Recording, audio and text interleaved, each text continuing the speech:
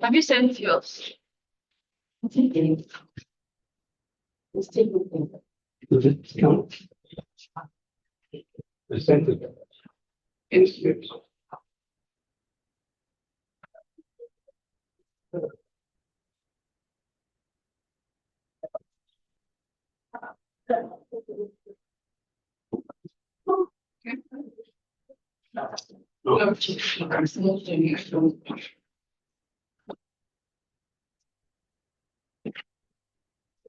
Okay. I've seen it now. Okay. Am I right? Yeah. Are you the first presenter? Yes. Okay, I think it's just a second. But you can keep trying. Yes, I'm just see what you said from back from back no chocolate and okay.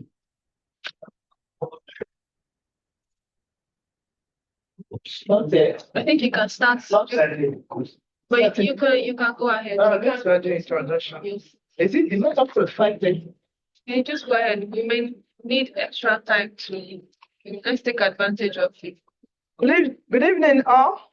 My name is Reverend Sister Dr. Jovita Ejimonye from the University of Nigeria, Nsukka. So I welcome everybody to this panel. We are going to start, and each person is supposed to have 20 minutes of presentation. Then after the 4 presentations, then we will now attend the questions. And those present here will present first. Then after we'll look at if there is anyone online, we'll give the person chance to present. So as the presentation goes on, you just have your questions. Welcome.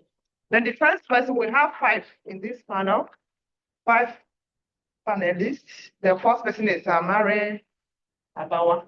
He's now ready. You can now start. You're welcome. I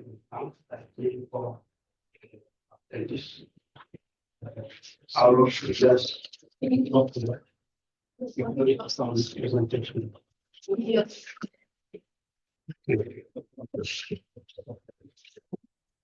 The work is just work in progress. It's not yet finalized.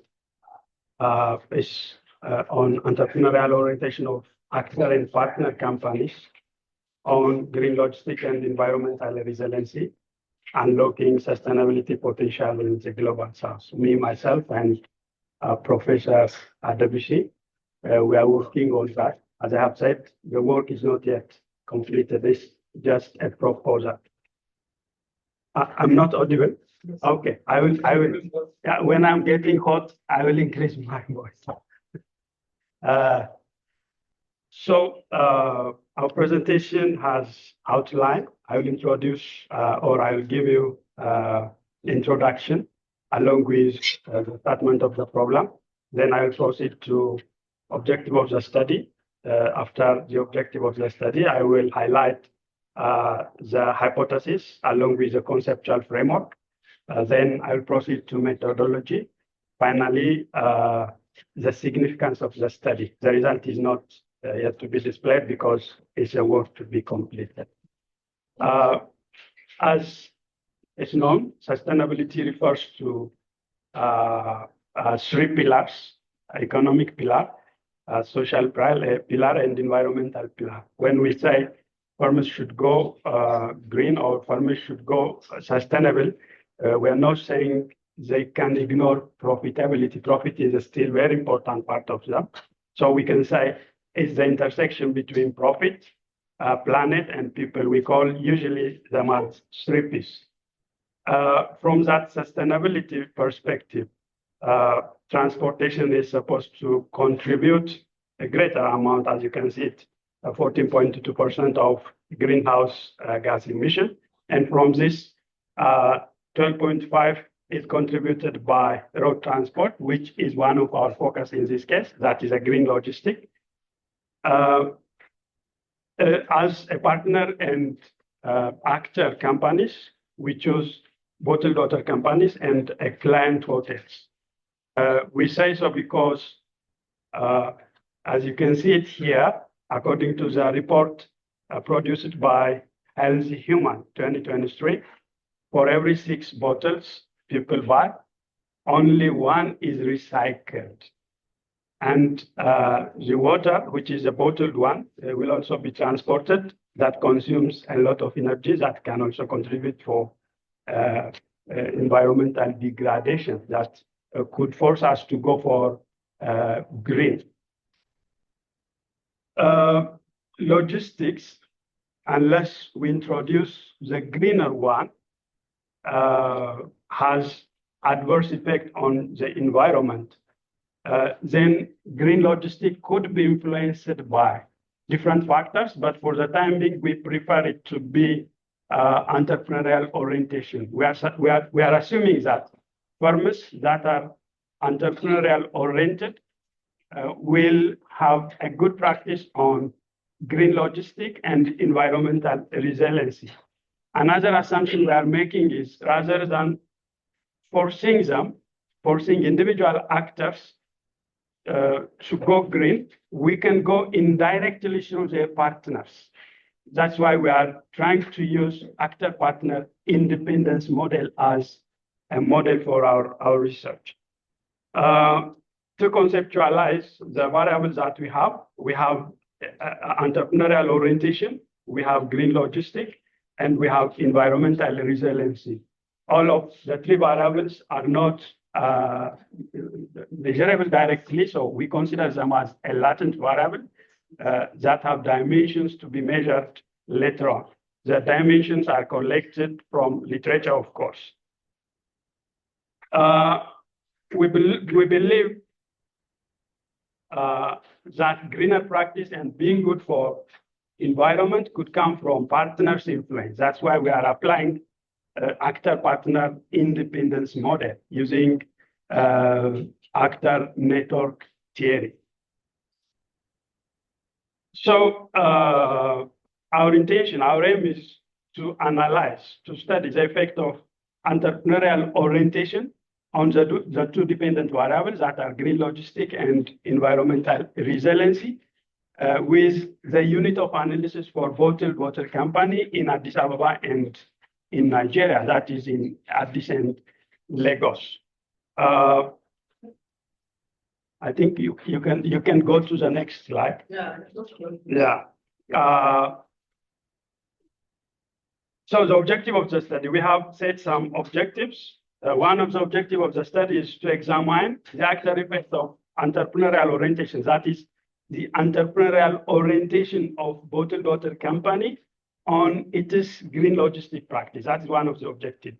The second objective is to study the actual effect of entrepreneurial orientation on its environmental resiliency practice. And the third is to investigate the partner effect. As I have said, we can also force actors through indirect modalities, through their basic customers or major customers, so that their practice could be influenced. In that case, we said one of the objectives was to investigate the partner effect of entrepreneurial orientation on green logistic practice of actor company. And the final one is to analyze the partner effect of entrepreneurial orientation on environmental resiliency practice of actor companies. The research design, we prefer it to be explanatory because we explore, but explanatory research is not conclusive by its nature. So we also add explanatory because we have cause and effect. The effect of entrepreneurial orientation on green logistic and environmental resiliency will be the major target we want to achieve. So the design is exploratory and explanatory. The survey data will be collected from 400 respondents, four bottle companies and 4 associated hotels. Therefore, in this case, bottle daughter companies are actors and associated clean hotels are partner in this case. That's why we are using actor partner independence model as a model. And according to this source, New Business Ethiopia, we have about 106 water bottling companies in Addis. And according to Business List, we get 76 bottled water companies in Lagos. Based on the ratings they got, we chose Nestle Pure Water and Aquafina Water from Lagos.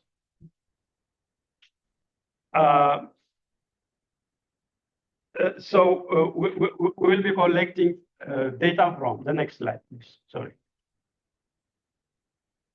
Yeah, we will be collecting data from 400 respondents, but the data sufficiency will be refined, verified based on the KMO and other modalities, of course. So this 400 may not be sufficient as far as that KMO data sufficiency measurement is not achieved. So we could also collect more. Once we have all the data in a good order, we will apply actor-partner independence model and structural equation modeling because we have 2 dependent variables, green logistic and environmental resiliency, and we have 1 latent variable, which is entrepreneurial orientation. So we will apply actor-partner independence model and structural equation modeling to come up with the result of what we have. The model fit will be checked based on the model fit indices. The variable definitions, when we say actors EO, actors entrepreneurial orientation, it's about that represents the level of EO exhibited by bottled water companies. The same is true for green logistics. And when we say actors environmental resiliency, we mean that it's the ability of bottled water company to adapt and recover from environmental disruptions. The partner company, we are considering entrepreneurial orientation only, which is assumed to be exhibited by hotels because hotels are considered as partner in this specific research. Based on the variable definition we have, we formulated hypotheses, about 4 hypotheses, based on actor and partner model. So the next slide. Next. Yes. So we formulated 4 hypotheses, 2 for actor effect and 2 for partner effect. The first one is a high level of bottled water companies, entrepreneurial orientation will positively impact their adoption and implementation of environmentally friendly logistic practice. That is the assumption we make at the beginning. The same is true for hypothesis 2, but hypothesis 4 and 3 and 4 are about partner companies. So the third, for example, says a high level of entrepreneurial orientation exhibited by hotels that as the partner companies will positively impact the adoption and implementation of environmentally friendly logistic practice by bottled water companies. That is the effect of partners' entrepreneurial orientation on green logistics, effect of the actors, that is the bottled water companies in this case. To measure these latent variables, we try to extract from literatures. For entrepreneurial orientation, we have some measured variables. For green logistics, we have 2. The same is true for environmental resiliency, but though we have taken all these measured variables from the literature, they are subjected for further validation. So validity of the data, validity of the measurement will be taken again. What is the significance of the study? As we have said, there is limited literature that document on the effect of entrepreneurial orientation on green logistic and environmental resiliency. So one of the contribution, one of the significance will be to fill the literature gap. The other is it can use for environmental activists. They cannot always push to actors, rather they can come indirectly through the major customers that are hotels for bottled water companies, so that they can achieve, because according to this model, actor partner independence model, they are always in relationship. They are always in relationship. It can also be used as a stepping stone for future researchers. We are about collect data. We are at instrument preparation stage. This is what I have. Thank you. Thank you. Very nice presentation. Thank you for this. Thank you. I hope we are getting your questions. We'll ask questions after all we have presented. So the next presenter, Sanya, is she here? Is she here? Sanya. Okay. The third person is Bamidele. Okay. Okay, if you're not ready, let me call another person. Mahmoud. Okay. Abimbola. All right. Is Abimbola ready? Yes. Okay, you can come and present. And why you're Sanya? Maybe after her, you can have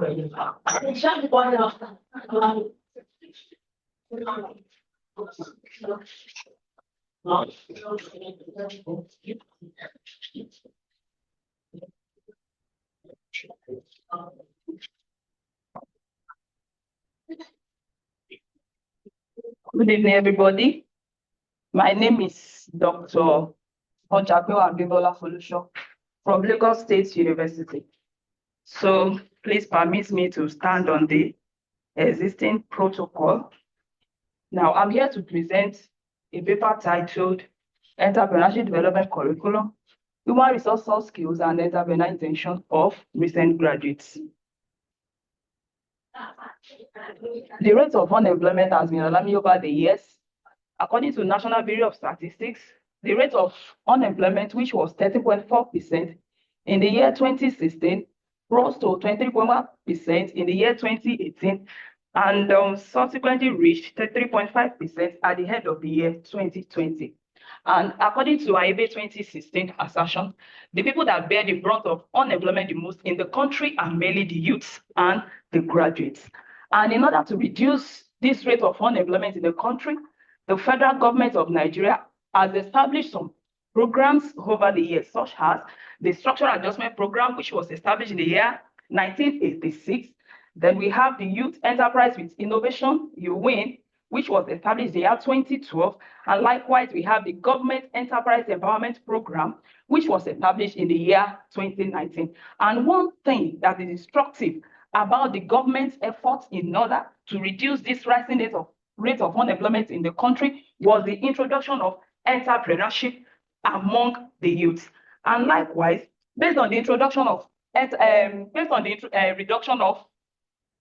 on the recognition of entrepreneurship development as a measure of reducing the rate of unemployment in the country, the federal government of Nigeria, through the National University Commission, has introduced entrepreneurship development into our tertiary institution curriculum since the year 2020, given that this entrepreneurship development can boost human resource soft skills, thereby making the graduates to have the intention of job creation upon graduation from school. And likewise, coupled with period 2016 assertion that in order to have a deep and an unbiased understanding of the relationship between entrepreneurship development curriculum and entrepreneurial intention of students, it is conditional on critical human resource soft skills, such as self-efficacy. Please move to the such as we have self-efficacy, move to the third slide.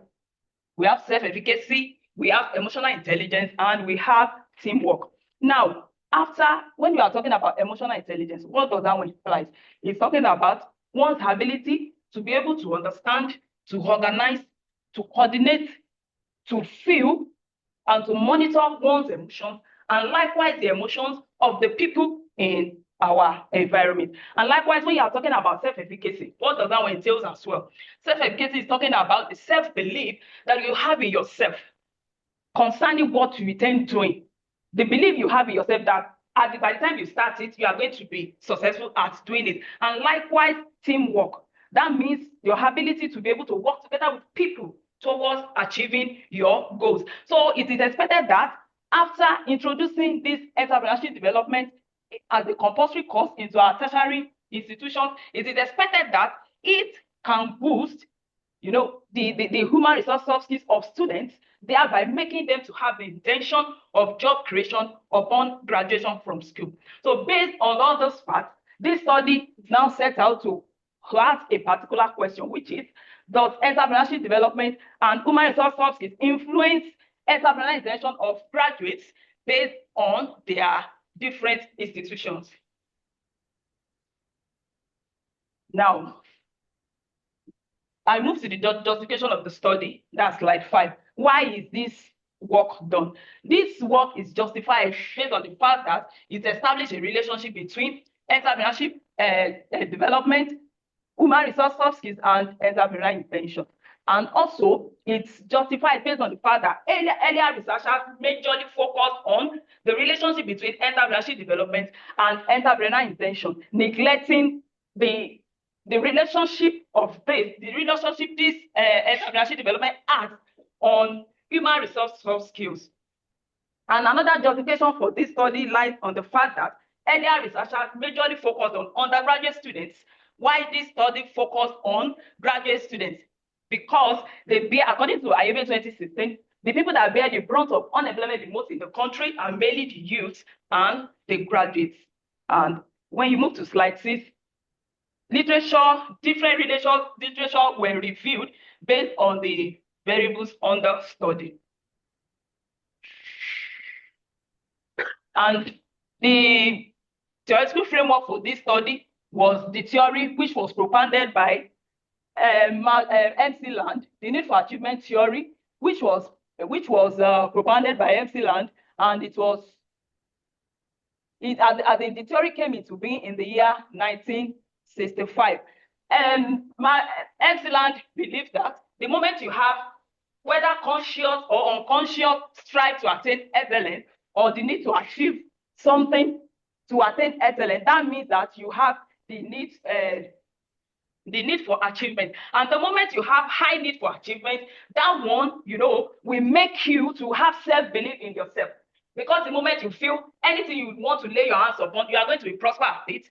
That one will make you, to have the intention of even starting something instead of roaming the streets in search of white-collar jobs. So Excellence believes that once you have the need to attain excellence and the need to achieve success, it will automatically increase your self-efficacy level. It will automatically make you to have a teamwork spirit in you, thereby making you to have the intention of job creation upon graduation from school. And this theory was even used based on the fact that it established a complementary link between the 3 variables under studies, which are entrepreneurship development in terms of the curriculum, then human resource soft skills, and at the same time, entrepreneurial intention. Now, this study is a descriptive research design study, and the population involves National Youth Service Corps members that serve in 3 selected states of Lagos, Ogun, and Ondo in southwest Nigeria. And the sample size of 403 was selected using the Pregis and Morgan 1970 sample size determination table. And the sampling technique for this study was purposive sampling technique. And the mode of data collection, the instruments used in collecting data was 5-point Likert scale questionnaire. And the data analysis method was independent t-test. And this, of course, this was carried out using the statistical package for social sciences version 20. Now, this study, I found out that there is no differential influence of entrepreneurship development curriculum and human resource soft skills on entrepreneurialization of recent graduates of both public and private universities. And conclusively, this study concludes that critical human resource soft skills, such as emotional intelligence, self-efficacy, and teamwork, are preconditions for entrepreneurship development to influence entrepreneurial intention of recent graduates. And likewise, the study concludes that entrepreneurship development curriculum is key in boosting human resource soft skills of the recent graduates. And finally, the study also concludes that the entrepreneurship intention of recent graduates of both public and private universities in Nigeria are the same. And therefore, based on these findings, this study recommended that entrepreneurship development curriculum should always lay emphasis on student acquisition of human resource soft skills, which are self-efficacy, emotional intelligence, and teamwork. And also, the people that teach this entrepreneurship development in our various universities should always go through training continuously, so as for them to be able to inculcate in those students both theoretically and practical, and the practical aspect, so that they will be able to teach the students on how to go about it, and so that they can boost the entrepreneurial level spirit in these students. And when you are talking about what did this study contribute to knowledge? So this study contributed to knowledge based on the fact that it established a complementary link between entrepreneurship development, human resource soft skills, and entrepreneurial intention. And my suggestions for further studies, this research could be carried out on the influence of entrepreneurship development and other human resource soft skills, such as leadership skills, decision-making skills, communication skills, and the like, and their relationship on entrepreneurial intention. And at the same time, there could be a further research on how to there could be a comparative analysis based on gender, measuring the influence of entrepreneurship development and entrepreneurial and human resource soft skills of these students, and likewise how and likewise the relationship that these variables as the entrepreneurship development curriculum and human resource sources have on entrepreneurial intention. Thank you very much.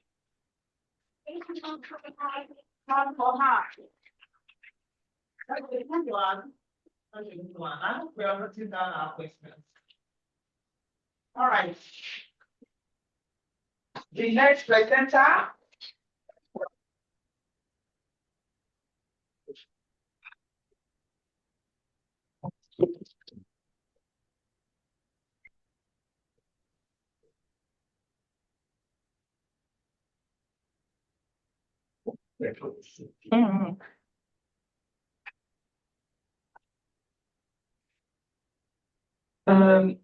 So monetary policy strategies in the Western area, Gold Coast, Ghana, Nigeria, 1963-1967. So this paper is the second version of the publication I did 2 years ago, which was mostly focused on the political and legal aspects of monetary creation, monetary sovereignty, and monetary independence. And so I will present something high level so that any layperson can understand. So when the Gold Coast, you can start with so this is the structure of the paper, but I will, because I have only 12 minutes, I will jump around. You can go next. So those are examples of monetary creation when banknotes were introduced, for instance, in 1916. Yeah, you can go next. So you see the different type of sources, because initially it was the West African currency board and British West African sterling, and then you move into different currencies. So starting with Ghana, can you go next? So when the Gold Coast, Ghana, and Nigeria became independent, respectively in 1957 and 1960, these two nations were the largest colonies in British West Africa. in demographic and economic terms. And both countries were linked under the same legislative framework and currency regime organized by the West African Currency Board, established in 1912. It served as a model throughout the British Empire, such as the East African Currency Board, created in 1919. It is interesting to compare these two nations from a monetary and economic perspective due to the many similarities and differences under the British sterling system. Until the Gold Coast withdrawal from the West African Currency Board and the West African sterling, it was Nigeria and Ghana was the largest, one of the largest contributors to the sterling reserve at the Bank of England. As for Nigeria, it was the most populous country in British West Africa, and it's in British Africa, and it served as a testing ground for new denomination of coins and banknotes. Have you seen here? The banknotes were first introduced and tested in Nigeria, and then to the other colony. No.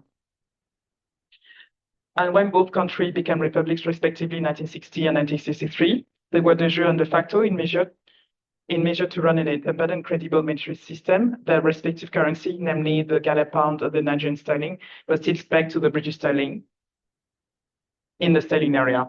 During the discussion for the preparation for the independence, the transfer of political power to the traditional ruler and indigenous elites, educated in the United States and United Kingdom, was as thorny at best. At worst, it was not considered as a priority. Indeed, the transfer of power in British West Africa followed requests for indigenization of the public, but also the political and sovereign independence. An acceleration of the Africanization claimed by the governments of the Gold Coast and Nigeria for many years were opposed by the colonial authority on basis they were not fit, one, for self-government, and two, to be accepted as an equal partner in the Commonwealth. And Egbreith pointed out the most significant reason was the dollar stream generated by the production and sale of cocoa in the Gold Coast and Nigeria. During the Korean War, the price for soft commodities rose significantly. This was confirmed also by Katun Schenk, who stated that the Ghana and the Gold Coast and Nigeria were the largest British sterling deposits. Both colonies were part of the sterling zone, and the sterling area became enshrined by the Exchange Control Act of 1949, which made it more difficult to make settlements of importation in foreign currency outside the British currency zone. So what I wanted to solve was in which respect those two nations run an independent monetary policy in the sterling zone, and they had some room of maneuver. And to tackle this difficult topic, I will first review the monetary situation prior to the independence. Secondly, the negotiation to monetary sovereignty will be assessed using colonial archives, such as those published by Rathbone on Ghana and Lin on Nigeria, and those available at the British National Archive. And then post-independence, I will assess how both countries overcome their first monetary crisis in 1967. So I will try to jump around to allow to ask questions. So monetary strategy prior to independence. So as I said, so they were part of the West African Currency Board, both countries. And there were some drawbacks and benefits in the currency regime. So prima facie, the membership area pegged to an international currencies such as the sterling can only present many benefits in terms of purchasing power. But put simply, a West African sterling equals one British sterling. Membership to the sterling area granted automatic exemption of import taxation and access to the city and the London capital market. And Mouret explained clearly in 1954 that this country indeed benefited from a stable currency exchange rate, but that to give up any dollar convertibility that may be generated from the sale of soft commodities products. And Grieve appears to be critical of this system, given that no liquidity surplus was absorbed locally for the emergence of a well-functioning banking and monetary system for local customers and SMEs, so small enterprises, and increased financial intermediation. This framework was rather oriented towards an import-export economy and used as an output market for English high-value added goods. And contrary to the assertion of Delas, the participation of membership to the sterling area was not free and voluntary, especially for the colony protectorates and territories under mandates.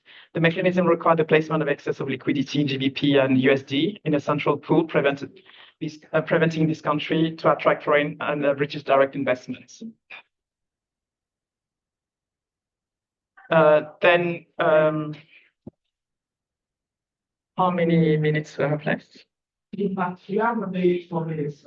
Oh, okay, so yeah, you can change. So this is the creation. So you can see that on the previous slide, it was the constituting document of the Central Bank of Ghana. And here you can see that Ghana is one of the largest producer of cocoa in the world for a long period of time. You can go to the next slide. So, and then I show on the slide the next one, the act of the creation of the Central Bank of Nigeria. And next slide. And here I did some comparison as well using data from the World Bank by doing scrapping, so by coding. So you can see that, as I said, Ghana had the largest economy versus Nigeria. So you can see the GDP was higher, but they are correlated. They move in the same direction. Next slide. So here you see as well inflation rate is high in Ghana. And the next one. So here money supply, you can see that there were more money being supplied in Nigeria because it was the most populous country versus Ghana. And here you can see a comparison of the balance of payment. Can you go to the next slide? Next slide.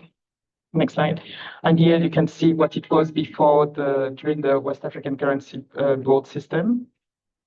And there were different multiple currencies initially, and then some metal were withdrawn. Next slide. And here you can see actually the total use of British sterling in the system. And actually you see banknotes and coins. And next slide. Next slide as well. No, the previous slide. So here you can see that Nigeria actually attracted the most of the British sterling initially, and then the West African sterling. I can go to my conclusions. Sorry.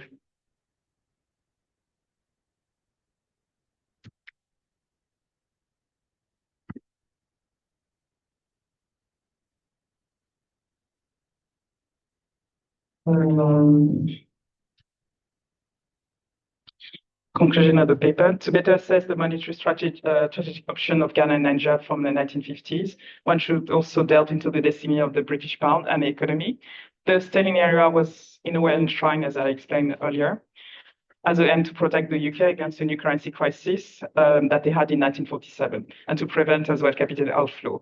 And the colonies were compelled into a system monetary coercion, according to Kirchner. And in the sterling monetary zone, the UK created a system monetary dependence based on extraction and entrapment. And Kirchner defined the form as a tribute to pay in the form of economic concession and by discouraging the suspension of members. The latter is underpinned by the system itself by creating new types of incentives, such as the exchange control and bilateral agreement. In effect, both Ghana and Nigeria's monetary strategy were in a sort of a continuation of the West African currency board framework, allowing them no leeway or flexibility to conduct a national monetary strategy.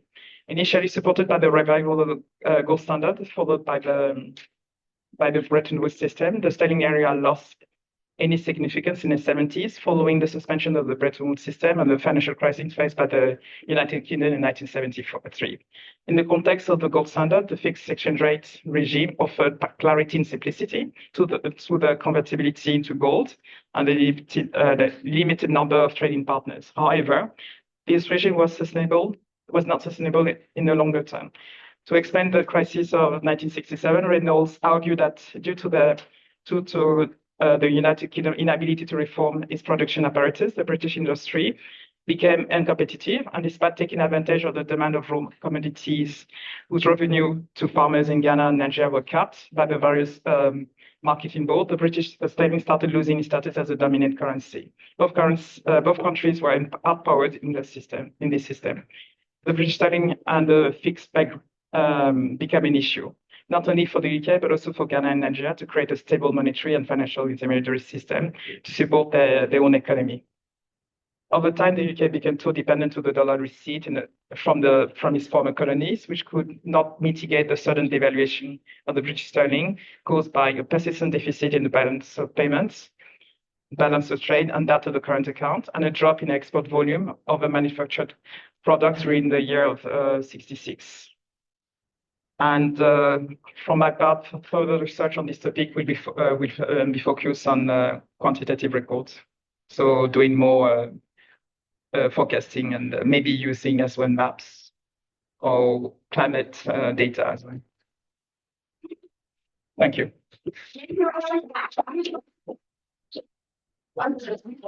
Thank you so much for the presentation. Okay. Thank you. I hope all of us are looking at questions. So we have two people here to present. I don't know whether they're here. Let me tell you. And Mahmoud. Is Mahmoud online? Okay. Hello, hello, can you hear me? Mahmoud, good evening. Good evening. Can you hear us? Yeah, I can hear. Oh, good evening. How are you? Fine. Should I go on my presentation?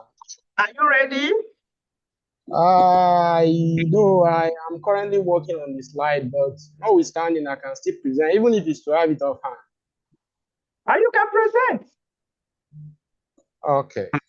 Let me start. All right. Can you put on your video? Yeah, let me see if I can upload the slide. All right. So we're waiting. Okay.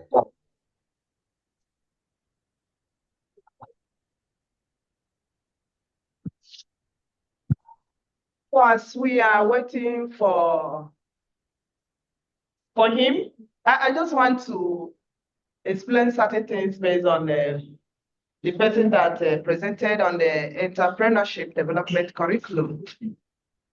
As she was making that presentation, something came to me.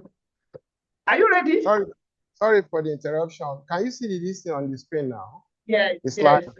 Yes. Okay. Let me take it from here. Are you ready? Yeah. Okay, you can start. Okay. Good evening to you. Good evening. Thank you. The title of the paper is From Price Stability to Deregulation, Inflation, Market Forces, and the Nigerian Economy since 1999. And let me introduce myself as an addendum to the one that was done by the anchor person. My name is Mahmoud Mohammed Momo.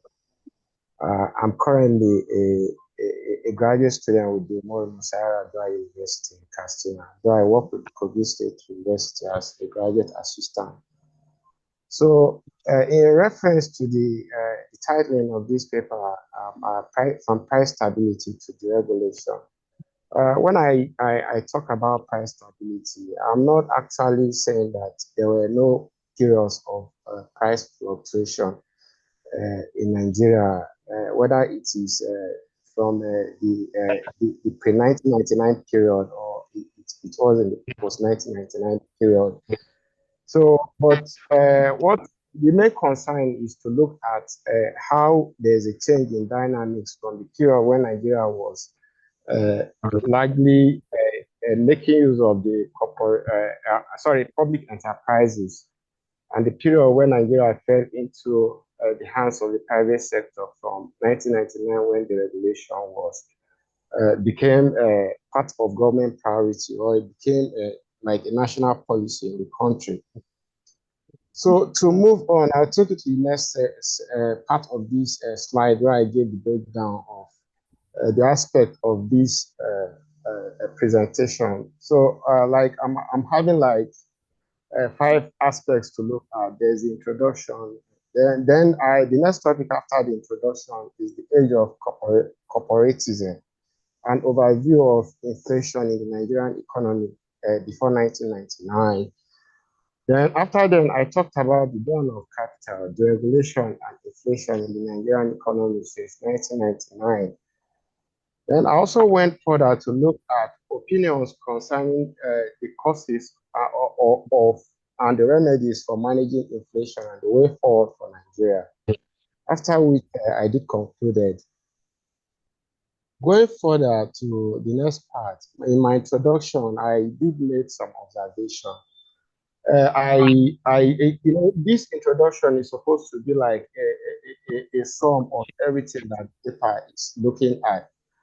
So I took this aspect from the period of 1999, since the primary focus is on the private sector, where I did observe the fact that the deregulation that was carried out in 1999 was not based on a consideration of a binary paradigm.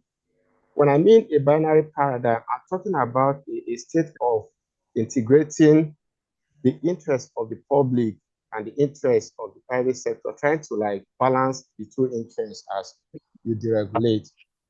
So from the paper, I want to read out some content of the paper from the introduction, where I did wrote, there ought to have been a dialectical, I can't see the full screen. Let me see if I can.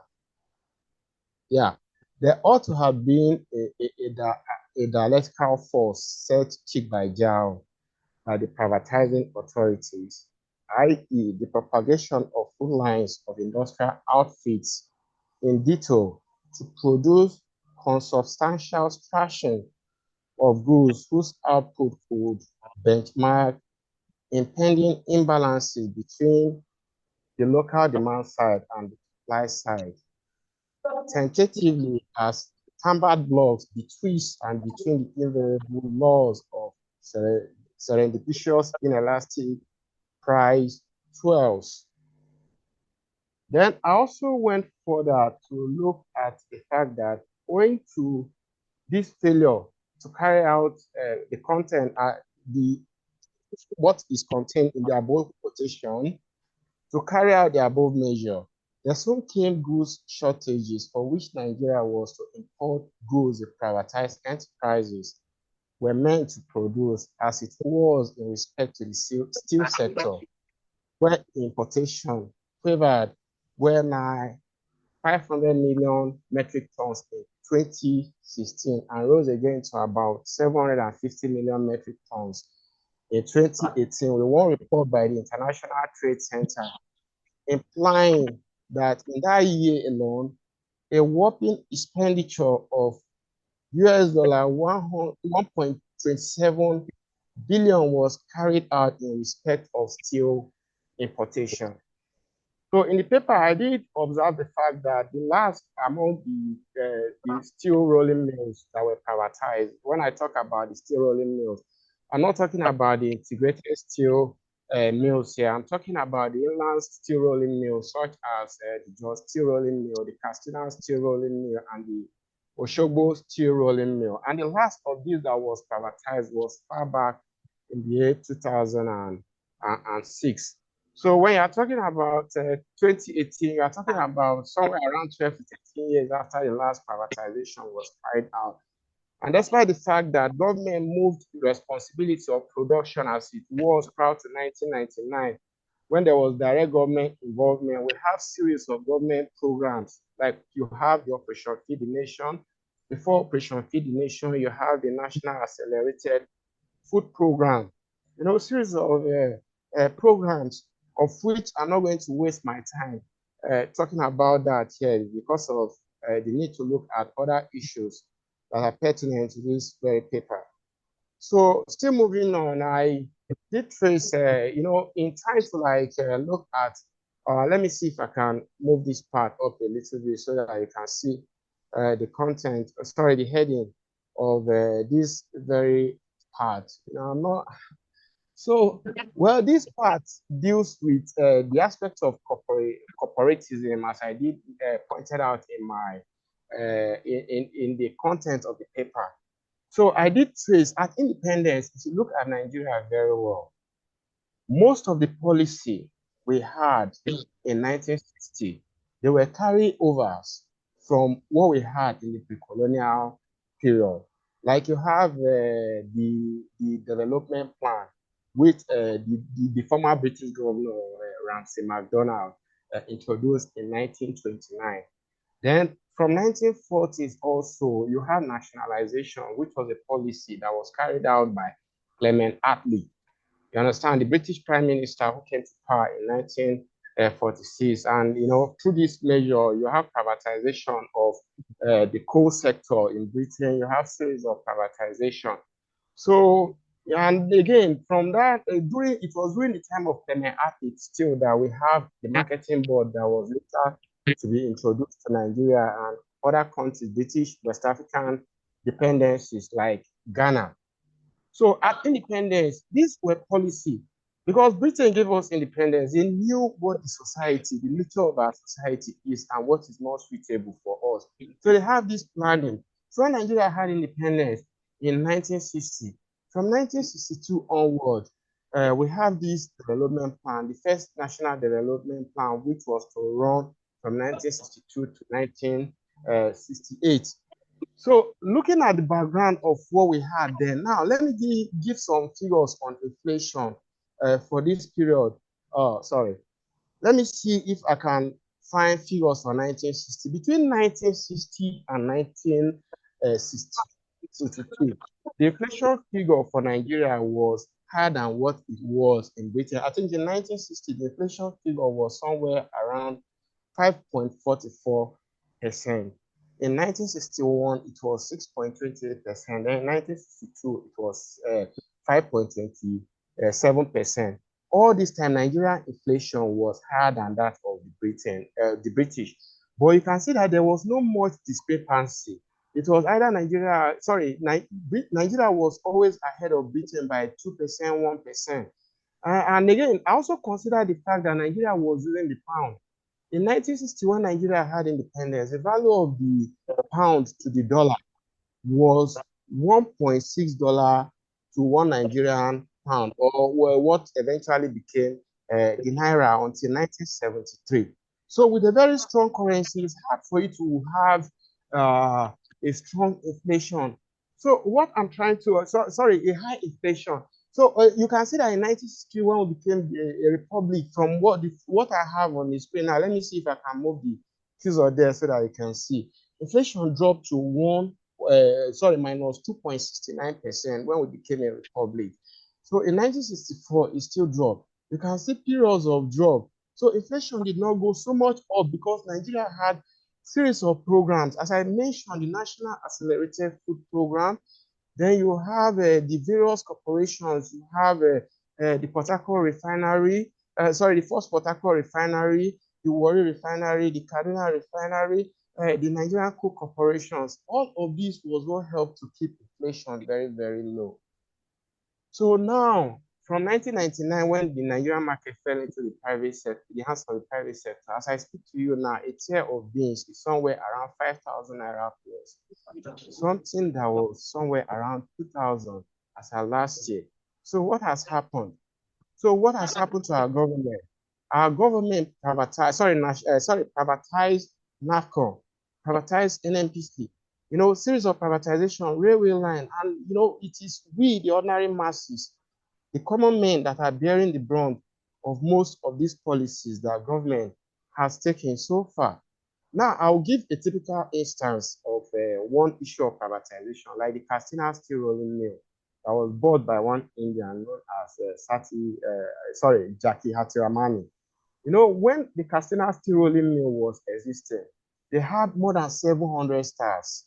And government, from somewhere around 210,000 metric ton per annum, the government, Nigeria was producing. Government has planned to take it over, like beyond that. And there were around 700 plus workers. But when it was taken over by the private sector, the number of workers dropped to less than 300. Some were being old, some that had issue of amputation, they were sacked. So these are issues to me. What this paper is trying to look at. I did an in-depth, finding. I also have a section that deals with this very subject of how to deal with opinions about inflation. Conventionally, there's this belief that with a high interest rate, inflation can be dealt with. But if you have a high interest rate is like a two-edged dagger. It costs from both sides. If there's a high interest rate, those who wish to borrow money to consume cannot borrow. Businesses which wish to borrow to produce cannot borrow as well.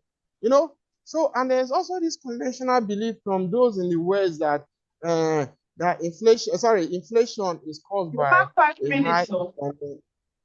Okay, it's caused by a high rate of employment. But as you know, I was able to find in this work now, taking you down now, you know, these are data that I collected.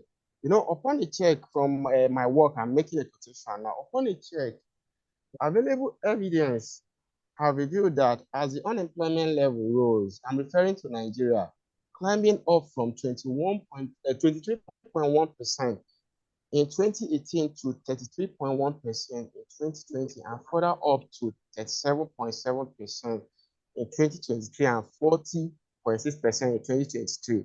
The inflation level ascended upward from 11.27% in 2018 to 14.89%. So it means that there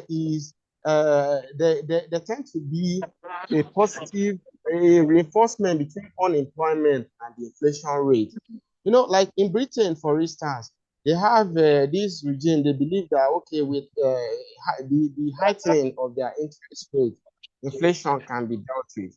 So in this research now, I made the claim using evidence from unemployment in Britain, which is somewhere around 3.something%.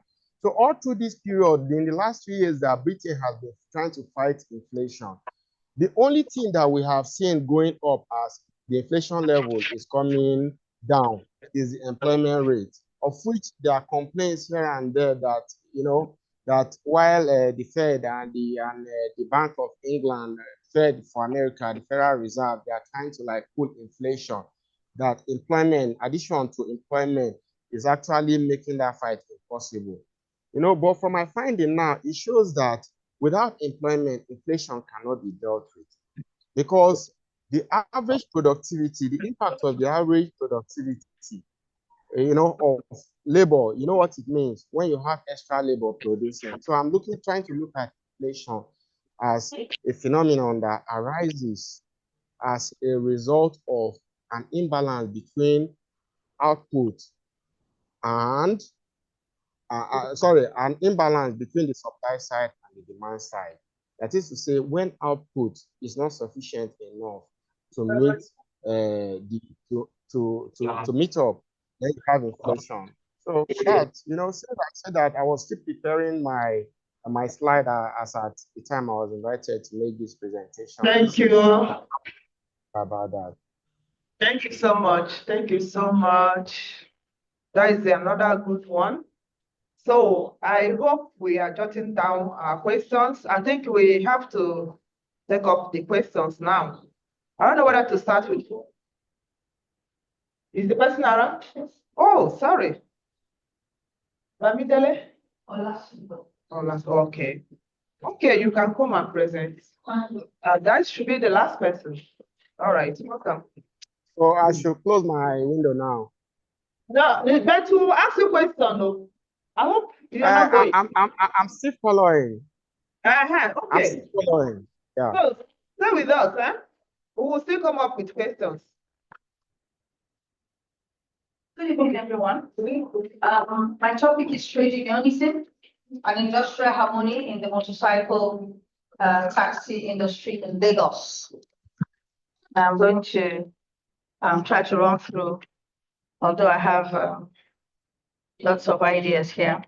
Bearing in mind that this is a more general audience and not necessarily an employment relation or industrial relations audience, I'd like to just lay some preliminary thoughts and the premise and make a case for the study. Somebody may be asking, can an organization of Okada riders and owners be termed as trade unions? And saying that given that a trade union is but an organization of people who are gathered in furtherance of their common interest, then the operations of the associations and implications for industrial harmony can be examined through the lens of trade unionism. Also, given that an industrial relations system, according to Dunlop, identifies actors, context, and ideology that binds an organization of persons together, and the rules that they create to govern their actions. Then we can say that the context in which TUs, that is trade unions, operate is important for understanding what interactions characterize the process and the outcomes in the system. That is, as we look at the motorcycle taxi industry, we look at the context, and we'll get there shortly. Furthermore, the lack of studies linking industrial harmony with informality represents a gap in literature and an opportunity in favor of this study. Also, the focus on employment relations and informality is an imperative, given that neglecting the sector with its weaknesses and implications for decent work, or the analysis of decent work cannot be considered insignificant, considering that this sector in which these motorcycle taxis operate, that is the informal sector, contributes to over 70% of share of employment. So somebody's asking, who are these actors? Dunlop says that the actors are employers or their representatives, employees or their representatives, and government or their representatives. What we saw is that the evidence in the motorcycle taxi system in Lagos show that actors include those highlighted in the Dunlop model. Not only does the system include other actors, the actors are not separate as in Dunlop model, but exist as one entity within the system. And the actors we identified are, who are the employers? Those who own motorcycles. Who are the employees in this case? The riders of motorcycles. Who is the government? Represented by its relevant agencies, Ministry of Transport and enforcement agencies like the LASMA. Now, Ministry of Transport, I did not begin to break it down and say LASMA and all the other ones, because they are under the Ministry of Transport. You have other actors like the Agberos, those who help the actor organizations to collect rent and sometimes for themselves. Which other actors? The service providers, those who provide associated services in the sector, e.g. motorcycle repairers. So in terms of industrial harmony, context, and ideology, it involves the cooperation of all parties in industrial relations to enhance seamless activities within the sector. Okay, now normally customs, the Dunlop's model is used to explain industrial relations system in formal enterprise settings, but we have chosen to adapt it to in the context of informality, and you'll see why in a moment, because we see common denominators, but we see some deviation, from the formal setting anyway. So it is important to consider the implication of multiple unions for industrial harmony, given that multiple may represent different ideologies, because Dunlop says an ideology binds them together. But then we want to see if there are many, what's happening as far as different ideologies is concerned. Trade unions did not come until the Industrial Revolution. People started complaining about what they were paid and things like that. So this study examines the implication of multiple trade unions for industrial harmony in the motorcycle taxi industry.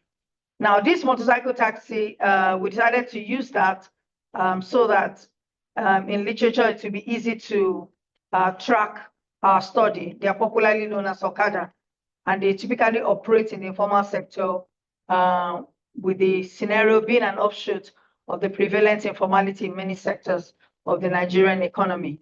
The informal economy is that sector that absorbs the unemployed. Sometimes people who lose their jobs find a place in the informal sector, and it accounts for 80% of the total workforce in Nigeria and accommodates up to 65% of the working population in Lagos. Now, the uniqueness of this study lies in its application of Dunlop framework to analyze the system in the sector, and we see that in literature, such studies are scarce. Now, therefore, leaning on Dunlop's industrial relations system of 1958, the study assesses the nature and the character as well as the nuances of the complex and tripartite relationship, tripartite meaning three, among motorcycle taxi industry employers, employee, and the government, because of rules and practices arising from their interactions among the actors in the subgroup. Now, the existence of trade unions in Nigeria predates the colonial era, as I've said, talking about the Industrial Revolution. Although unions in the formal unionized organization may find it difficult to obtain fees from workers, except where the fees are deducted from source and remitted. Associations and unions in the informal motorcycle industry are able to extract fees from members and operators within their domains, sometimes with force. This shows the power of the organization and prospects for sustainability. What exactly is the problem? There has been limited success in the quest for trade unions in the motorcycle taxi industry to protect and defend the rights of members despite multiple unions. And we saw this in looking at the Okada ban, the restriction from 2010 to complete ban in 2022 when there were, lots of problems with them. Now, we also see that in some sectors, there is the declining membership. So if it is declining, why does the informal sector, this sector particularly that we have looked at, seem to have multiple? What does that, does multiple translate into number? That's one of the, another problem that we saw. Thus, the distinction among industrial relations actors as espoused in Dunlop's industrial relations system and its ability to explain interactions among actors in the motorcycle taxi industry in Lagos, it calls for further interrogation. So we see that they came from hardship from the period of SAP, and urban transport transportation has witnessed an increase, in the Okada business in Lagos. So that the number of commercial motorcycles operating in the country as of 2022 concerned, according to Ojo, is about 20 million, out of which 14 million are registered. You see the total number registered in Lagos, or the distribution. These are the ones that you see that are registered, just about 20,000. I'm fairly certain that the number is more than that. This is the official number that we got. Now, over the years, because of all the controversies surrounding their operations in terms of safety for the rider, the problem in the transport sector with mergers and non-mergers and things like that. So you can see in the picture some Okadas that have been seized, and you see them like ants in the picture, down there. So that the formation of trade unions among the drivers and owners in different parts of the country was a result of increasing influx of people into the business. And at some point, addressing the negative effects of the business, there was some initiative, to have digital registration and identification to aid the regulation of the activities, but that was not sustained.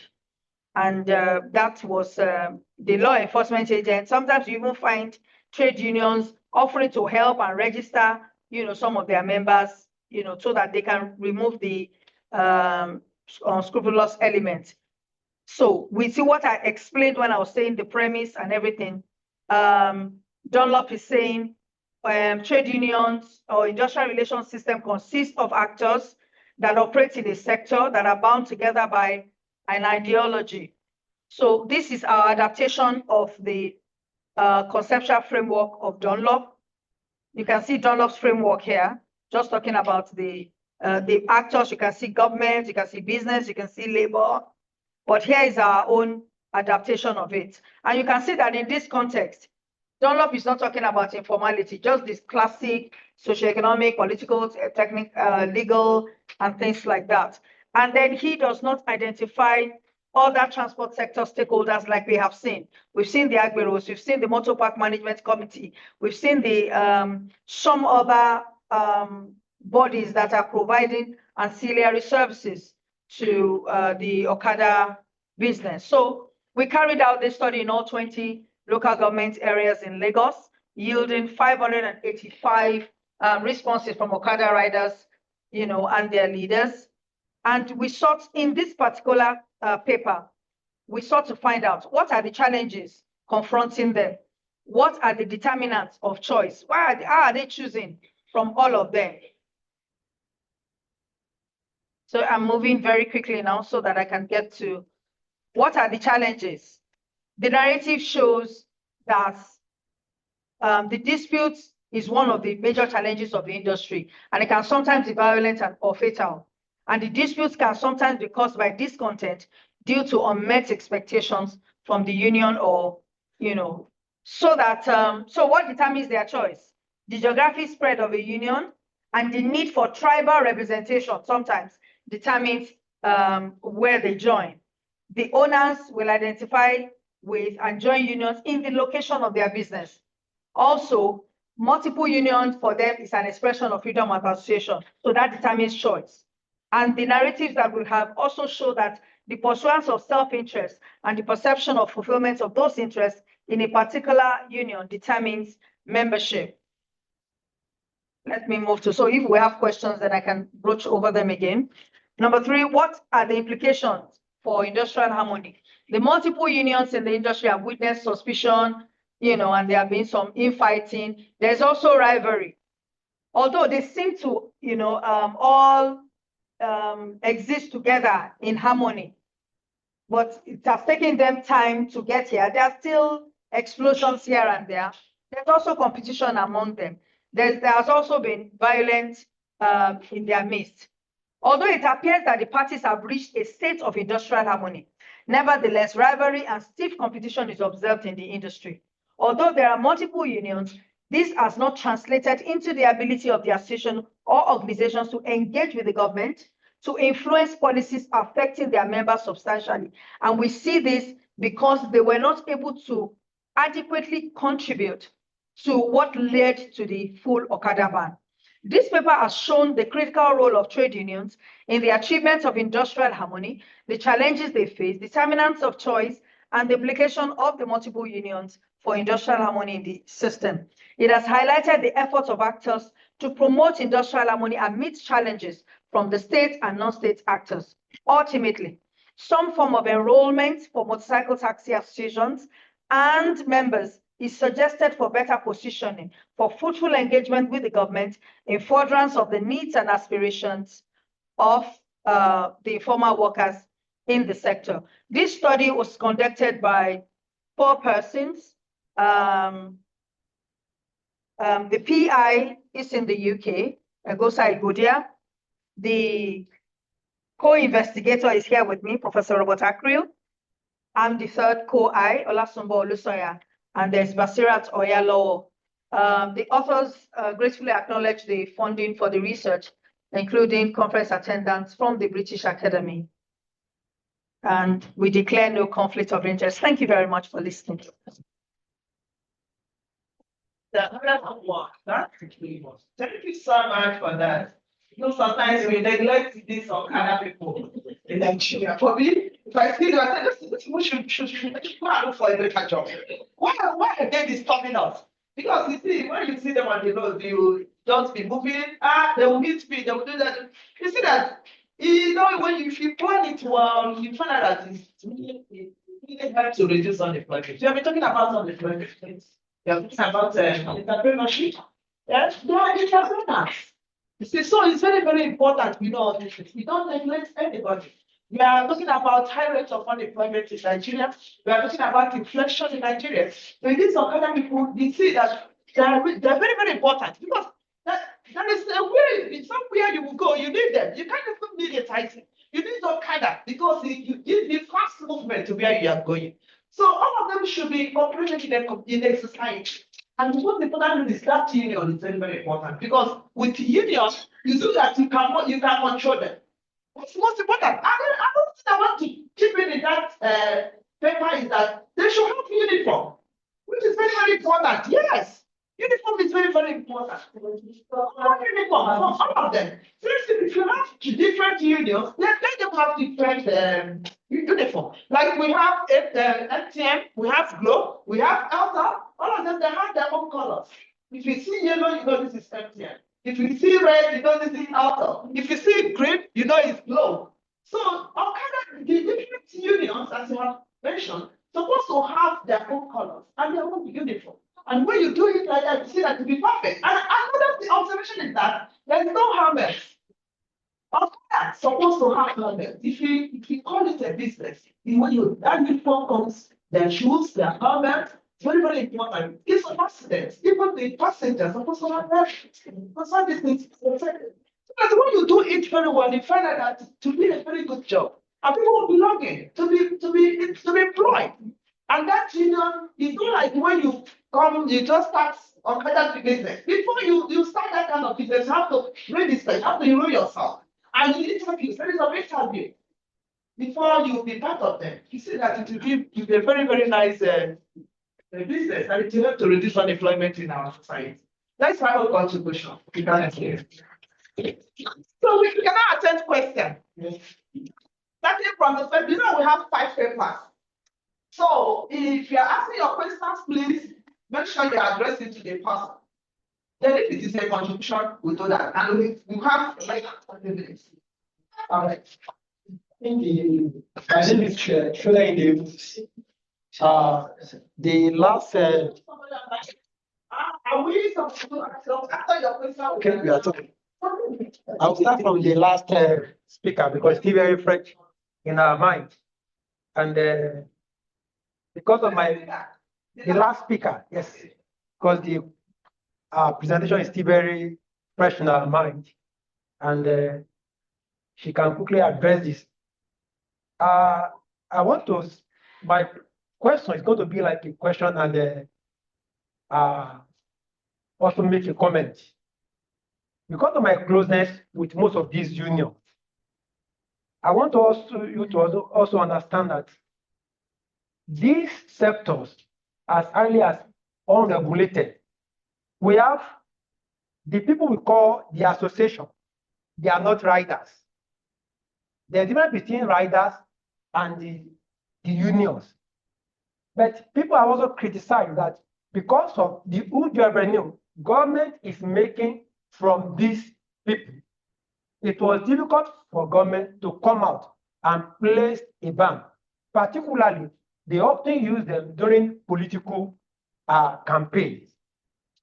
Now, we have, when you talk about association, in most cases, trade association comprises all the members who are stakeholders. But most of these riders in particular, they don't have a voice in this association. If you have opportunity to interact with most of these riders, they will tell you that the amount they are paying, they are being extorted, they are being, exploited by this association without not getting any value. But because of this association, it's a way to settle all the political cronies when the election is won and to give them leaders. And so government is, so I want you to probably, if that can also look into that, if there's any challenges you encounter, or you can make a contribution to talk about this. And secondly, okay, ma'am. Okay, ma'am. Okay, ma'am. You see, from what you said, you are right. The issue is that the problem we are having in this Okada business, particularly in Nigeria, is that there is no service trading. Anything like that supposed to have trading. Because anything like that supposed to have trading. If you call it a business or it's a business, yes, because some of them are using it to train their children. Some of them are using it, some can even build a house because of that kind of job. And there is a need to train them because they are serving the society. And if they are having a service training, steady training, you see that some of this misbehavior, we normally see some of them misbehaving, wouldn't be. Because that training should even educate them more. I mean, another thing you look at, some of them, are they educated? How many of them are educated? Not them, because you can see that some of them they are not educated at all. And when you see the education did not pass through the behavior of that person, you see that the behavior will look somehow. So when the person is educated, you see that the person, their approach and everything will be different. Now you're saying that they're using it, they use them for election campaign or something like that, and because they are more the levy. Let me call it levy, because for me I can't call it extortion, because they're paying something to the government or to the society. Everybody has the right to pay tax. It's not extortion. But the issue is that when there is training, like I said, when they have uniform and they know that this is really an organized union, you find out that all these behaviors will reduce. Because that training we even equip them. We're talking about human capital formation. Formation is everywhere. Formation is in all business. Formation is in many sectors. After all, they help in economic development in one way or the other. So they're very, very important. But the issue is that training will help to reduce some of the challenges we may find in them. He hasn't finished. He has one more question. Yeah. Okay, so I've shared a little light into what the second question, because I was, in every work, there must be a formal training. That's why I was still referring to them as informal. In fact, I live domiciled in informal, because somebody comes from Maduguri today, tomorrow is riding Okada in the city of Lagos. Who is registering them? Who is training them? But that's not happening. Even while on the road there, you see them, somebody is also training them by following them.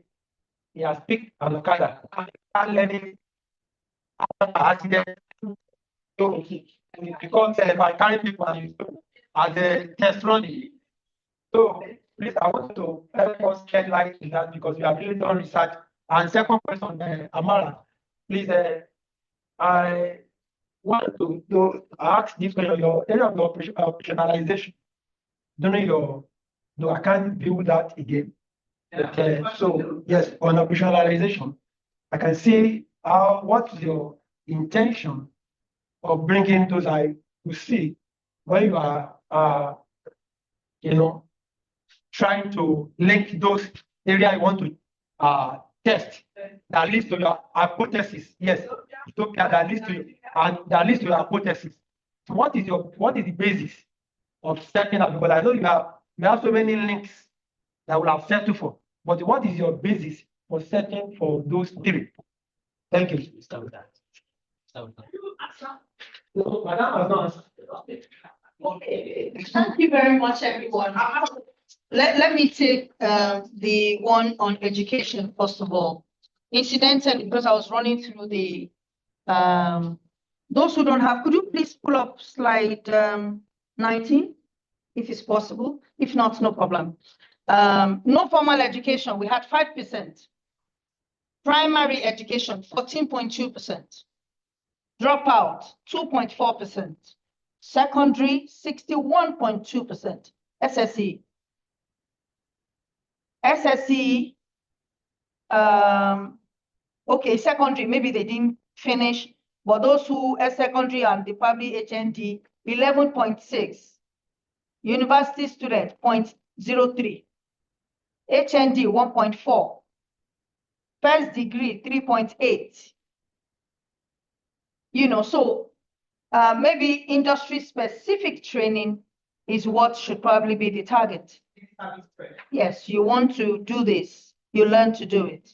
Now let me go to I'm hoping I can sift through, some of your comments, because a lot of these issues confronted us. Now, they said to us, just like you have Association of Tailors, it's not all tailors that belong to that union. But in different areas, Okada associations, some are stronger than others. And then you find some, particularly maybe the Lekki area, you find one that is predominantly. Yes, it's because I'm trying to take the. Only one question. It's because I'm trying to sift out what exactly his question is. That's why, So the association depends on what is in their mind. I am operating in Yaba. Which unions are here? Which union can fight for me? Then on the issue of extortion or is tax, they told us that sometimes they buy tickets from the government, the local government now. And so that's why when you are riding or when you are going, they give them 2 tickets.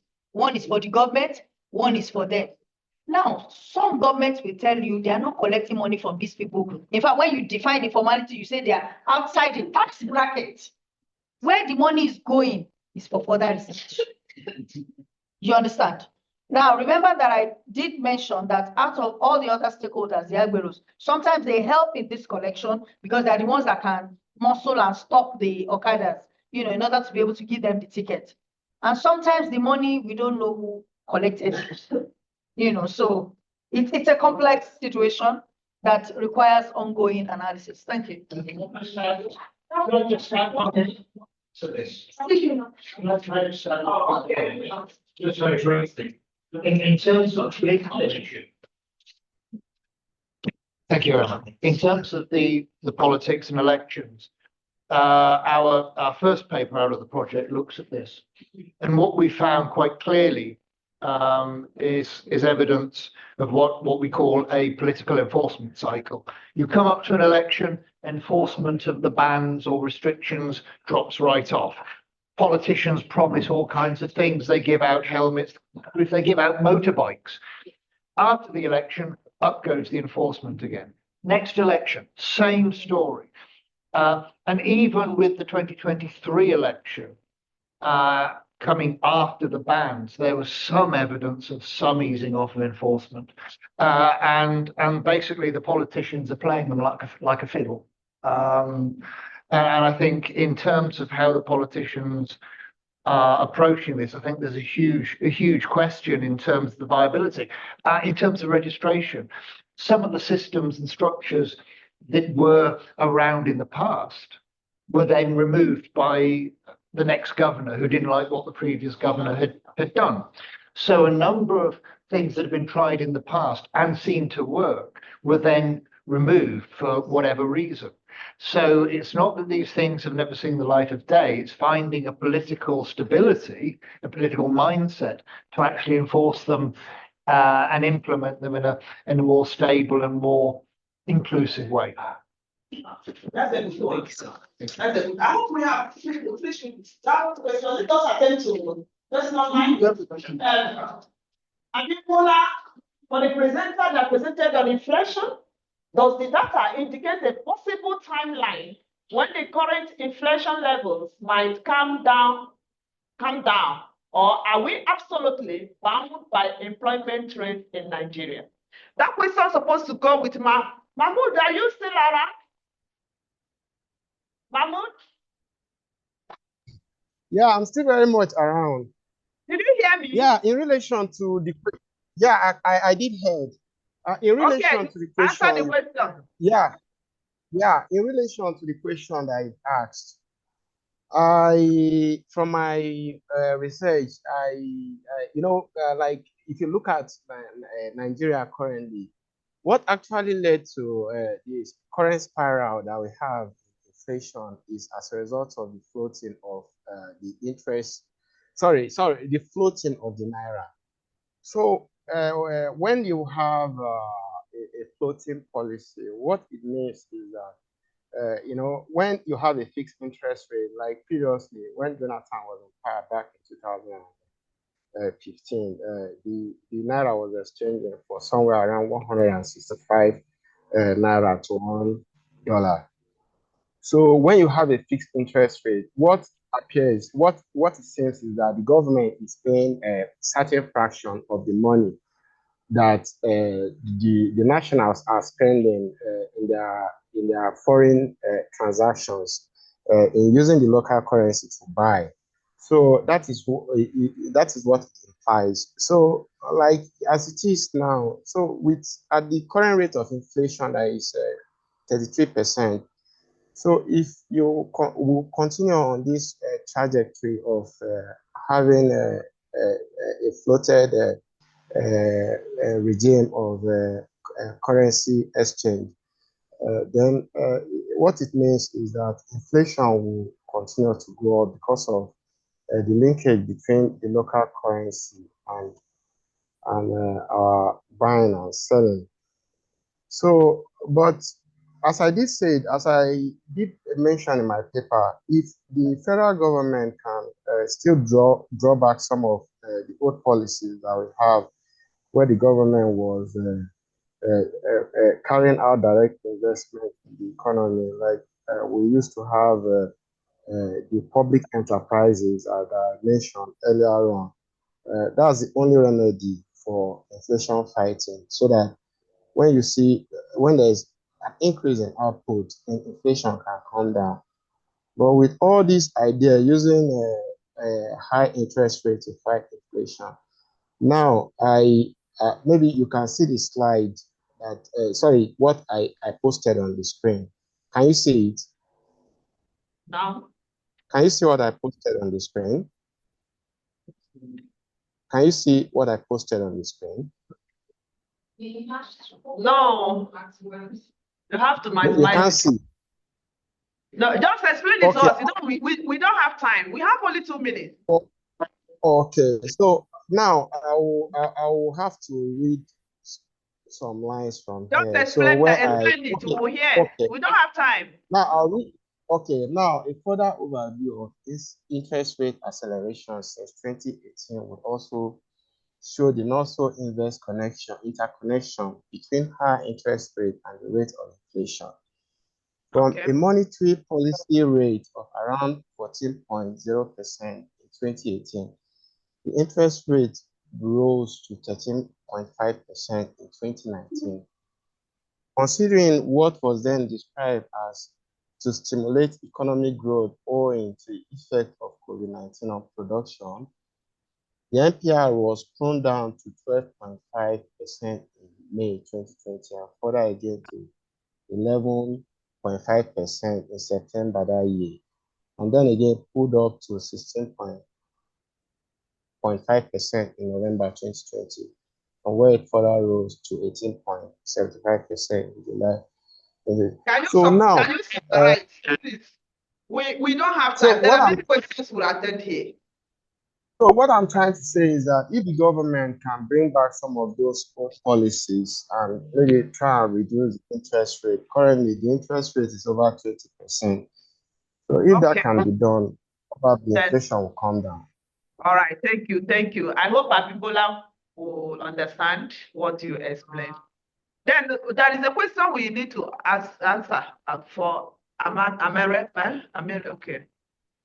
Thank you for the question. All right. The question was, what is the best to have? I hope you will agree. Yeah, definitely. We'll close by 7:10. No, I'll think with. You know, some research says for farmers to go green and sustainable, it has to come from, the force has to come from government. Some says no, because of the certification, it's possible to encourage them to go green. But our argument is we can look into from in-out perspective. We can take that into account so that entrepreneurial orientation can play a lot in encouraging firms to go green. So our basic parameters are three. One is entrepreneurial orientation, green logistics, and environmental resilience. And another factor that we want to use is the actor and partner. So what we are saying is their own action, their own entrepreneurial orientation can help them to go green. And other companies, other partners, entrepreneurial orientation can help actors to go green. So the connection, the best for having only for hypothesis is that. Otherwise, we can have many based on the relationship that we scale. Depending on the scope that we want to have, we can still have so many hypotheses. Thank you. Thank you. Then I want to add to your work is that that is a need. There's a need to state the reason why you are using a particular area for your research. Like example, you use Ethiopia, fine, and you didn't specify a particular area in Ethiopia. Then you use Nigeria and you specify Lagos. Lagos is just one state in Nigeria. Did you understand? Yeah. Yeah. Now, why the choice of Lagos? Apart from 37 states we have in Nigeria, we can use Lagos, then it's good to put that in your work. Reason, maybe there are many companies in Lagos when compared to other states in Nigeria. That's the choice of Lagos, because you can get more companies in Nigeria, in Lagos, than other states. I think if you put that in your work, it will justify the choice of Lagos among other states in Nigeria. Then in Ethiopia, you didn't tell us whether you are using the whole Ethiopia as a country. You know, Ethiopia is a country. Or are you using a particular area in Ethiopia? You didn't explain that. Yeah, thank you for that. Population choice. Yeah, population choice. Yeah. One thing is based on the convenience. I've been here for the last 9 months as a possible fellow. So Lagos will be obviously with my choice based on the convenience. And there are many companies as well. Yeah, as I have tried to pinpoint in the presentation I have. Yeah. Another thing, when it comes to Addis Ababa, almost all of the industries are concentrated in Addis. It's not like Nigeria. The capital city, where that is Addis Ababa, 106 bottled water companies are concentrated there. I cannot find any out of Addis. So by default, Addis Ababa will be my choice. But when it comes to Nigeria, because many bottled water companies are found, and because I am a foreigner, I may not have chance to visit some other areas. As a foreigner, I will be sent to be here and collect data from this company. That was very easy. Okay, Strengthen the paper. Okay. Now the next person. Yes, I think you are the only person. Another question? No. Okay. My question is to Dr. Olusoya. Yes. Thank you very much for that beautiful presentation. I'm interested in how you were able to get data from 400 Okada men. So I really, 595, yes. So please, I'd like you to share your methodology and how you motivated them to participate in this research with us. Thank you. Thank you very much. We were determined to cover Lagos and get a representative sample. We also spoke to the Okada leaders before we started going to the field. So they gave us some pointers, you know, in terms of where to go in the city. We were ecstatic when we saw the number that we had. We didn't only get, that's just the survey, the question administration, or we administered it. Yes, we administered, we had RAs who administered it. Some of them could complete it by themselves. Some of them had to be assisted to complete it. Then we also used, incidentally, we not only used focus group discussions, we did in-depth interviews for the government's end of it. We also used radio phoning. That is extremely expensive. We didn't quite get as much airtime because it's very expensive, but it was instructive that that is a possibility where it is not possible to reach I imagine that was inspired by the COVID-19 pandemic. Yeah. So thank you. Thank you. For the person that I know that I had just something on and we just add on. See, when you talk about the entrepreneurship, my interest there is the strong youth, talk in the question. You are using the context when it's graduates, fresh one. But one thing is this, in terms of entrepreneurship is this, we need to motivate the youth to learn. Because entrepreneurship means you have to self-employment, self-reliance. How many people are ready to do that? You know, how many people are ready? This white-collar job, the one they can stay in the office and the government will be paying them. For you to be an entrepreneur, you have to go a long way. You have to tax yourself.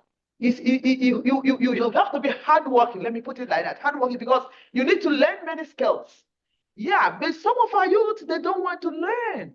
Some of our youth, they don't want to. There are somebody you will see, they say that the person has more than 3 or 5 skills. See, so it involves skills.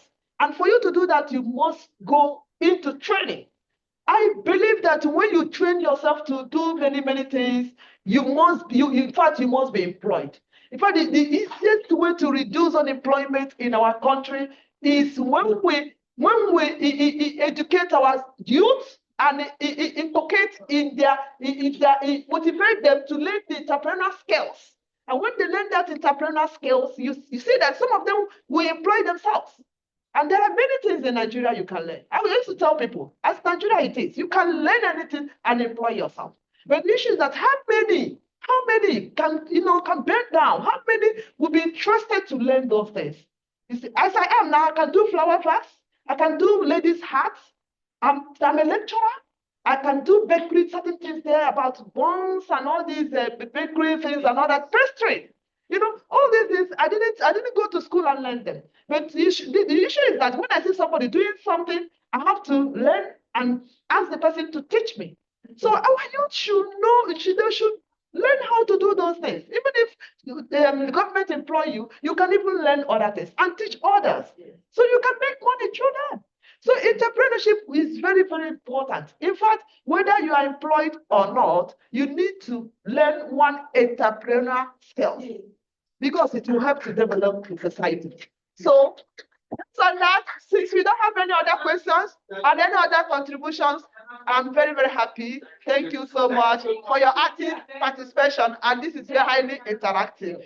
All right. Thank you.